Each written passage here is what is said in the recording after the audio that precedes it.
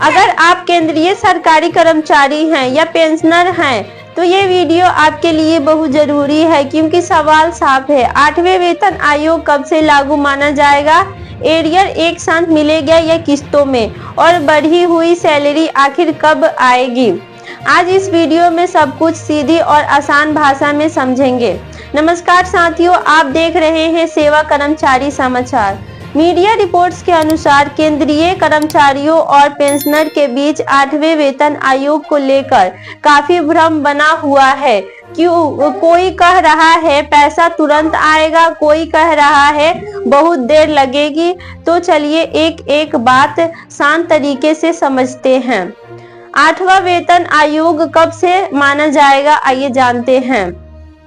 Media reports के अनुसार 8वां वेतन आयोग 1 जनवरी 2026 से माना जा रहा है। मतलब सरकार के नियमों के हिसाब से कर्मचारियों और पेंशनर का हक 1 जनवरी 2026 से बनता है, लेकिन इसका मतलब यह नहीं है कि उसी दिन पैसा खाते में आएगा। पैसा तुरंत क्यों नहीं मिलेगा, आइए जानते हैं। मीडिया रिपोर्ट्स के अनुसार सरकार ने वेतन आयोग को अपनी रिपोर्ट देने के लिए करीब 18 महीने का समय दिया है। उसके बाद कैबिनेट की मंजूरी और लागू करने में और समय लगता है। इसी वजह से पूरी प्रक्रिया लंबी हो जाती है।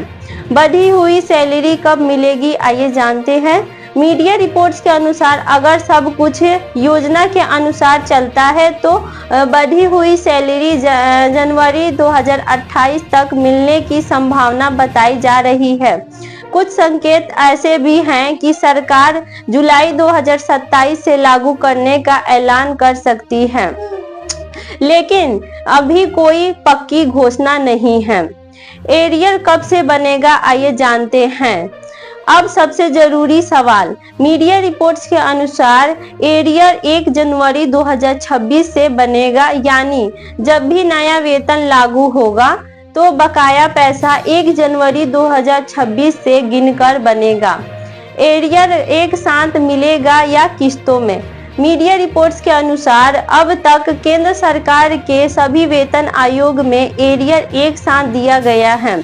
किस्तों में देने का कोई उदाहरण पहले नहीं रहा है। इसी वजह से एक्सपर्ट्स मानते हैं कि इस बार भी एरियर एक मुश्त मिलने की संभावना ज्यादा है। देरी से नुकसान क्या हो रहा है? मीडिया रिपोर्ट्स के अनुसार अगर वेतन आयोग समय पर लागू हो जाता है तो मकान किराया भत्ता, ट्रांसपोर्ट भत्ता भी उसी तारीख से बढ़ जाता है, लेकिन देरी की वजह से इन भत्तों का पीछे से पैसा अक्सर नहीं मिलता। इससे कई कर्मचारियों को लाखों रुपए का नुकसान हो सकता है।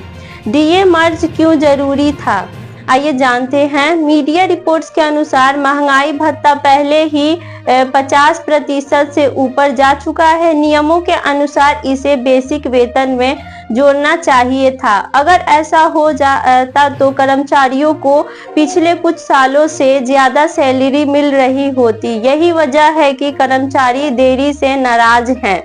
साथियों, यह पूरी जानकारी मीडिया रिपोर्ट्स के और एक्सपर्ट राय पर आधारित है। वेतन आयोग को लेकर अंतिम फैसला, तारीख और भुगतान की प्रक्रिया सरकार की आधिकारिक अधिसूचना के बाद ही पूरी तरह साफ होगी।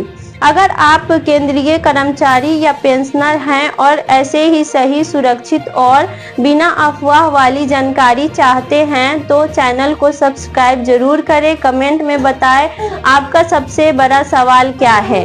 नमस्कार।